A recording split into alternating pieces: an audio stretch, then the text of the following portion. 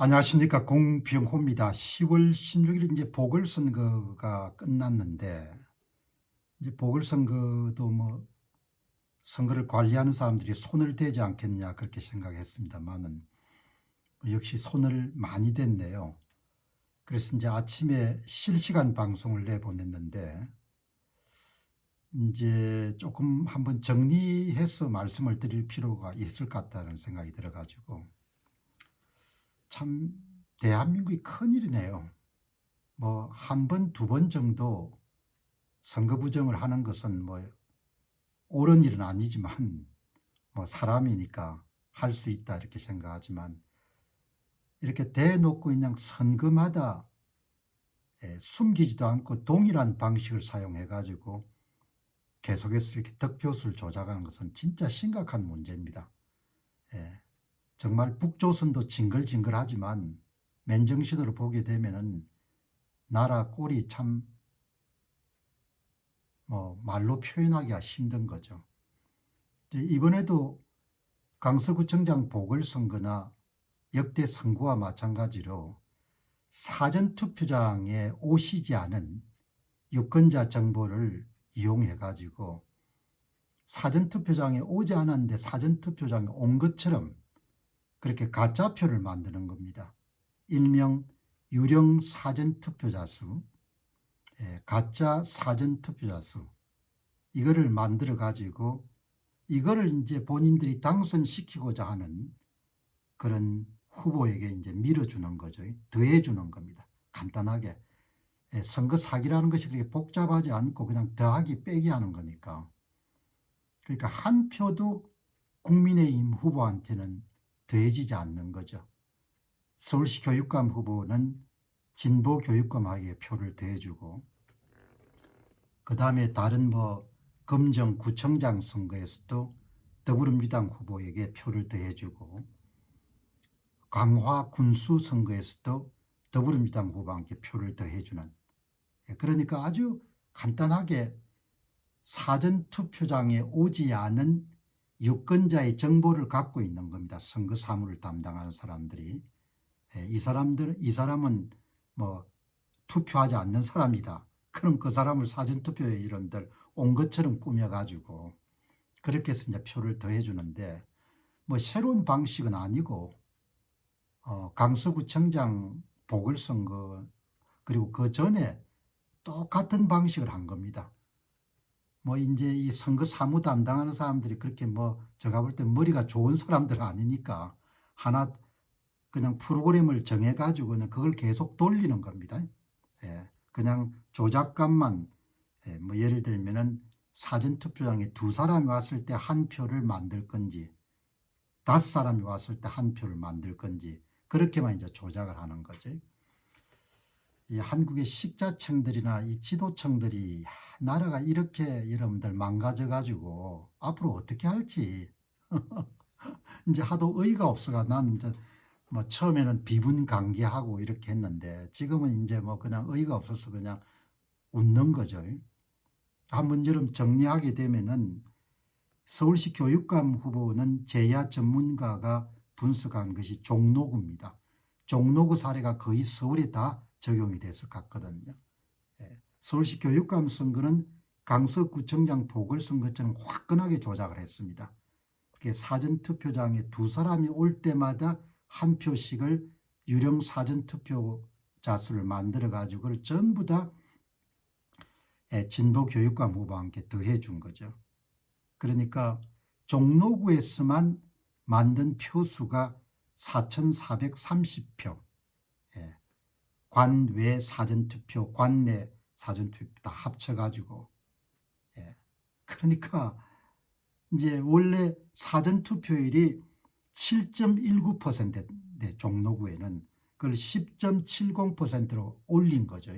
그 사전투표율을 실제보다 3.51%를 올린 다음에 그게 이제 4,430표입니다. 그걸 전부 다 뭐 정건식인가 하는 양반한테 전부 다 더해 준 겁니다. 그러니까 이거는 뭐 그냥 선거 데이터를 만졌기 때문에 그대로 선거 결과가 나온 거죠. 예. 뭐 그러니까 앞으로 그냥 선거 결과는 국민들이 결정하는 게 아닙니다. 예, 지금까지 마찬가지로 강화 군수 선거는 예, 굳이 뭐 만질 필요가 없지 않습니까? 왜 적병 지역이기 때문에 국민의힘의 지지도가 높을 거니까. 그래도 만진 거죠. 사전투표장에 9사람이 올 때마다 한 표씩을 위조 사전투표지를 만들어가 그걸 전부 다 더불어민주당 후보한테 더해 준 거죠.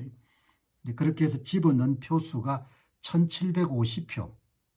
다 숫자가 나오지 않습니까? 어느 업에서 몇 표를 집어넣는지까지 다 나오니까.